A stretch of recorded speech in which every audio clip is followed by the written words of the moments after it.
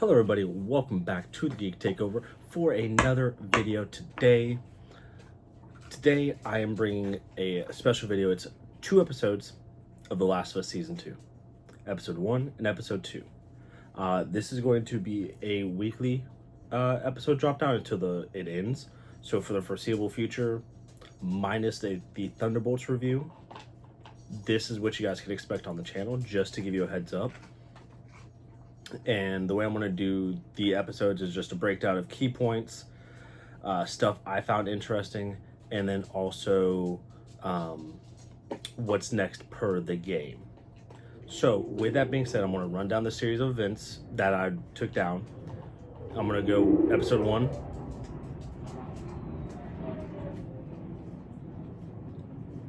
That was very rude of that aircraft. I'm going to go episode 1, then episode 2. So ooh, this is going to be a hard one. All right. So in episode 1, we fast forward from the events of the first game. I believe it is 3 or 4 years. I don't know off the top of my head. We're in Jackson. Everything's going fine and dandy. Ellie is doing her own thing. She's off on her own. We get introduced to Dina and Jesse. You'll remember those names later. Dina and Ellie go off on a patrol route to make sure there's no infected nearby. They track down an infected they tracked down a bear that was mauled by infected. And so, being bored and being Ellie and Dina, they decide to investigate further, even though they were told not to. There we see a cute little interaction of those two flirting. We'll try to be quiet because there was clickers that they were killing. And this ultimately leads to Ellie falling down a floor in the building that they're in, and Dina has to go around to rescue her. And this is where we get introduced to, I think, the most dangerous and terrifying infected in the game, the Stalker. The Stalkers are intelligent infected who, just like their name says, stalk you. They don't run after you. They don't walk around. They don't chase you. They don't do any of this.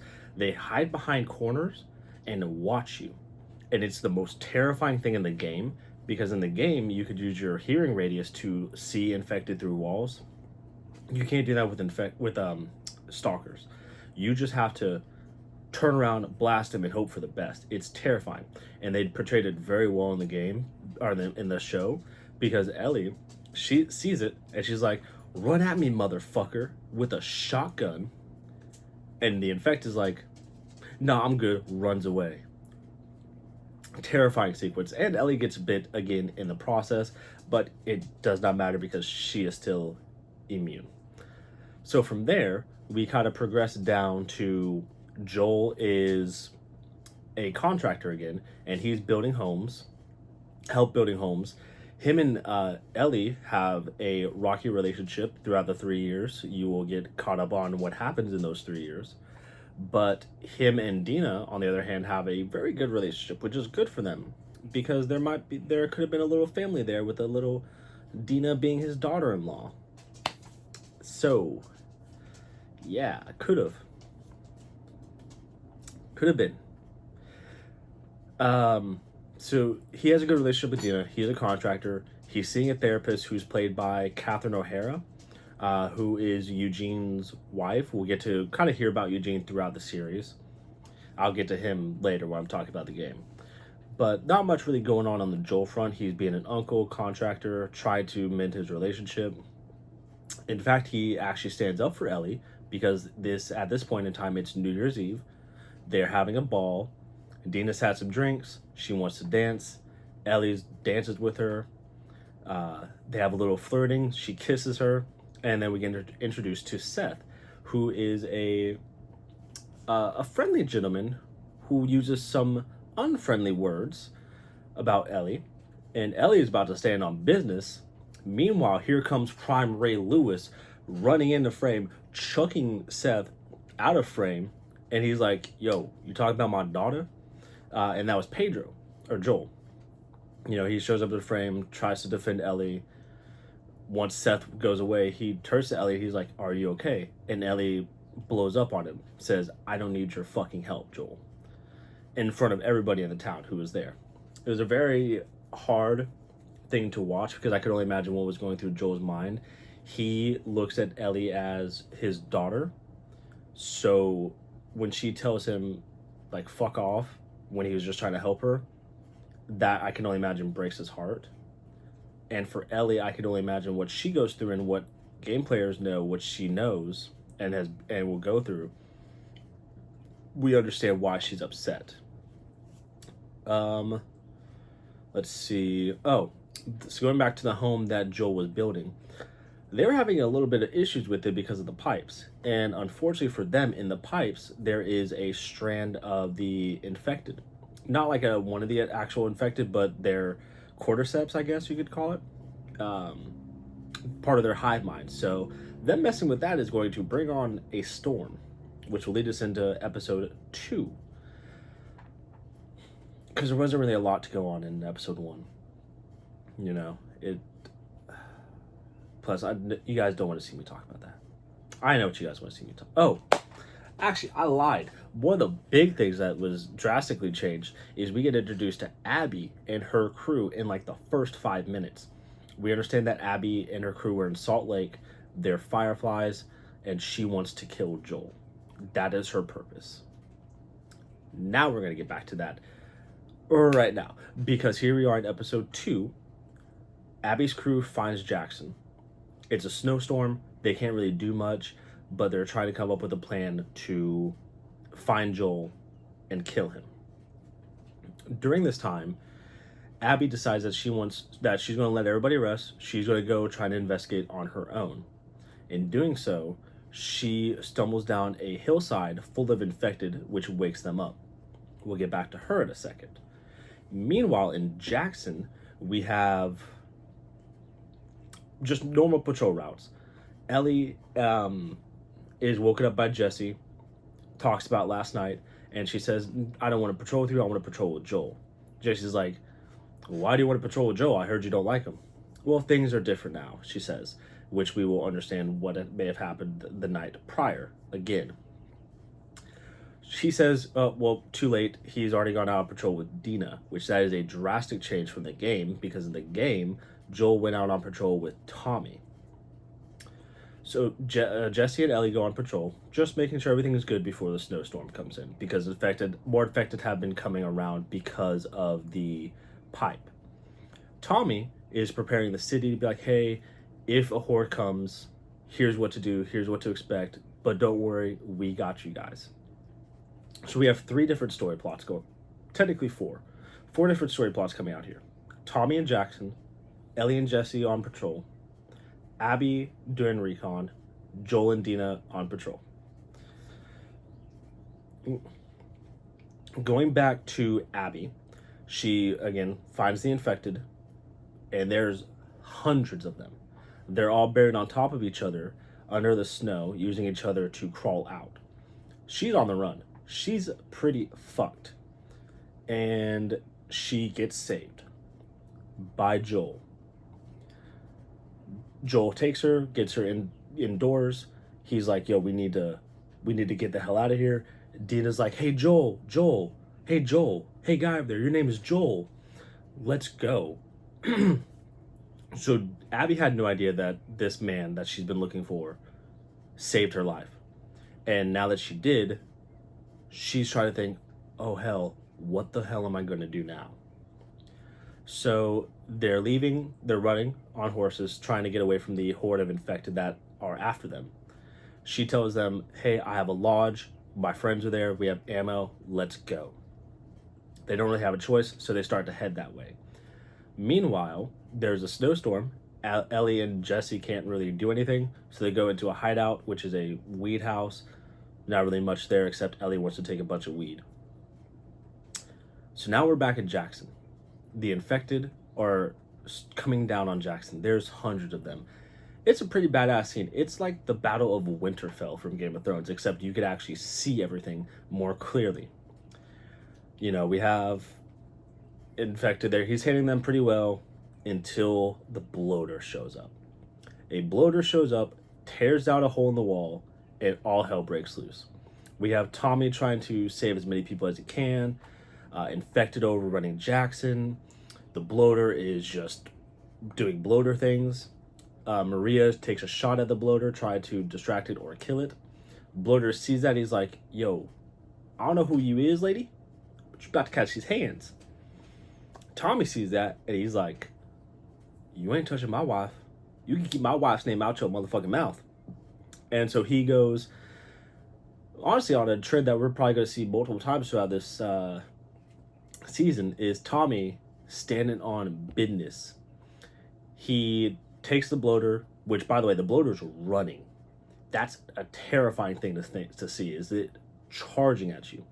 He takes it away from her, takes it on its own, has a flamethrower off with it, ends up killing it. Good for him. Still have the horde of infected, but he and Jackson ultimately end up getting rid of the infected. They survive. Now, meanwhile, they radio over to Ellie and Jesse because they haven't heard from Joel and Dina. So they panic, they get on their horses, split up to try and find them. Meanwhile, back with Joel, Dina, and Abby. They're still on a run from half of the horde. But because of everything going on at Jackson, the horde chasing them branches off to go help the horde at Jackson. The infected die. Unbeknownst to Joel and Dina, they don't know this. So they're still going to the cabin. They make it to the cabin. Abby's there. She tells him, hey, we got to go, or not Abby yet. Joel's like, all right, let's get our gun, get the ammo. Come on, we got to go. I need help. Because he wants to go help his brother. And Abby decides to say, oh, by the way, my name's Abby. This is Dina. And guys, this guy is Joel. Mood changes just like that. Who is it? It was Manny, who's played by Danny Ramirez, takes Dina into a chokehold so that way they could disarm Joel. Abby tells Mel to drug up Dina to knock her out. Mel doesn't really want to do it, but she does it because she's scared. She assures Joel, like, hey, she's only going to be knocked out for an hour. She's going to be okay, I promise you. Because she doesn't want to hurt anybody. So Dina's out cold. Leaves Joel surrounded by 5 ex-Fireflies who want to kill him. He has no gun, no help. And what happens? Abby shoots his fucking knee out with a shotgun. She has Mel tourniquet him, so that way he doesn't die from bleeding out or passing out. She goes on a monologue, says, 1, you're handsome. Don't blame her. 2, she tells him, like, hey, do you remember Salt Lake? Do you remember all the people you killed? Do you remember the doctor you killed? That was my fucking dad. Meanwhile, Caitlin Drever, she delivered such a great performance. And I believe I heard on the internet that this was they filmed this scene specifically like 3 days after her mom or grandma passed away. So like the emotion in her face, her crying, oh, it was so good. I loved it. She's going on the monologue. Joel basically is like, oh, shut the fuck up and get on with it already. If you're gonna kill me, just go ahead and do it. And she says, you're not gonna rush this. And she takes out the iron, the golf club,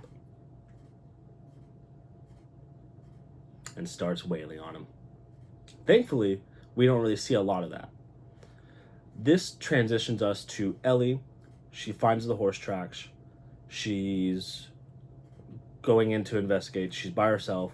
She wants to help Joel. That's what she wants. She finds the room, sees Joel on the ground, tries to take them out, and is eventually overpowered. But not before slicing up Manny's face, proceeding to him kicking the ever-living shit out of her stomach like he is Lionel Messi in the finals, shooting a free kick in the World Cup of 2023. He nailed it. Ellie's wind's knocked out of her. She's on the ground, arms behind her back. She's just looking at Joel's corpse. He's not dead yet. She's screaming at him, Joel, get up. And And you can, the way they did it, you could see him. He hears Ellie. He knows she's there. He tries to get up. He tries, but he just doesn't have the strength. And I should also mention the golf club that Abby used, she broke it. So I can only imagine that she broke it beating him over and over with it. She beat him so hard with it that it broke. So now she's using her fist. Her fists are covered in blood from beating him so fucking bad. Now we finally have a voice of reason from Owen. He tells Abby, just end it. You've had your revenge, just end it. She takes the half of the golf club and just stabs it through his neck.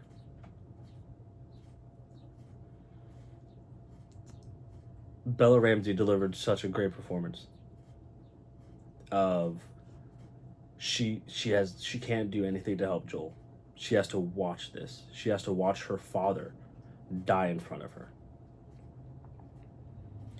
And as soon as it's done, light flips. She looks at him. She's like, I'm gonna fucking kill you. I'm gonna fucking kill all of you. They leave. They kick her again. She's can't do anything. She's leaving. They leave. And the difference in this is Ellie is awake. She crawls to Joel's lifeless body, and she holds his hand and holds him. Dina's out cold. Jesse's on the way. She's just, who knows how long she's just sitting there holding her father's lifeless corpse in her hands. That is such a powerful scene. That was what broke me and took me to the verge of tears. Thankfully, I've already played the game multiple times, so I was aware. But yeah, that was rough. And then you see Tommy dropping to his knees in front of Maria because they're already aware. Somebody must have told him. I don't know. I assume Jesse.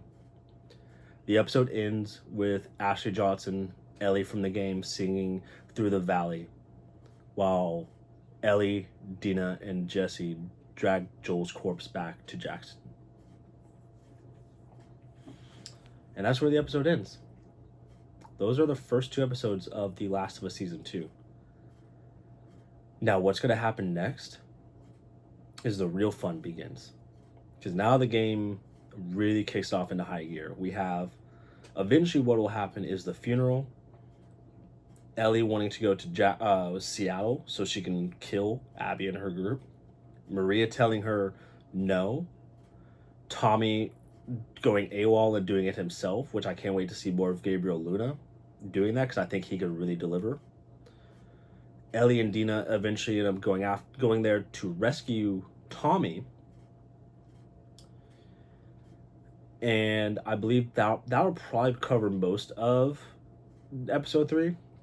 I imagine it'll probably end with them arriving in Seattle, if I had to take a guess. And I don't think I assume we won't see Abby and her crew for a while. If I had to take guesses, that's what I would suggest. That's what I would see. But that's my prediction for episode 3. I don't want to do like a whole prediction on what's going to be in episode 4, 5, and 6 until the next episode's done, especially for anybody who hasn't played the games and wants to go in spoiler free as much as they can. So I'm just going to leave that there. These were 2 powerful episodes. They really mean a lot to me. I love The Last of Us. Both the games hold near and dear to my heart. So if you guys sat through all of this, thank you so much for watching and listening to me ramble about this. I could talk for hours about this. Hell, whenever I have a son, I'm naming him Joel after this character because of how much he means to me. So this was like a hard watch. This was a hard talk. And I thank you guys so much for watching. If you did enjoy it, please make sure to hit the thumbs up. Share with your friends, comment. Let me know what you guys think. And I just thank you guys for just so much for hanging out with me and listening to me talk. So thank you. Everybody have a wonderful night. Have a wonderful weekend. Enjoy yourselves. Happy Mother's Day coming up, because that'll be the week after this, and I don't know if I'll have a video out by then. Happy Mother's Day. And yeah, with that being said, love you guys. Have a good night. Stay safe. And until the next video, this has been The Geek, signing off.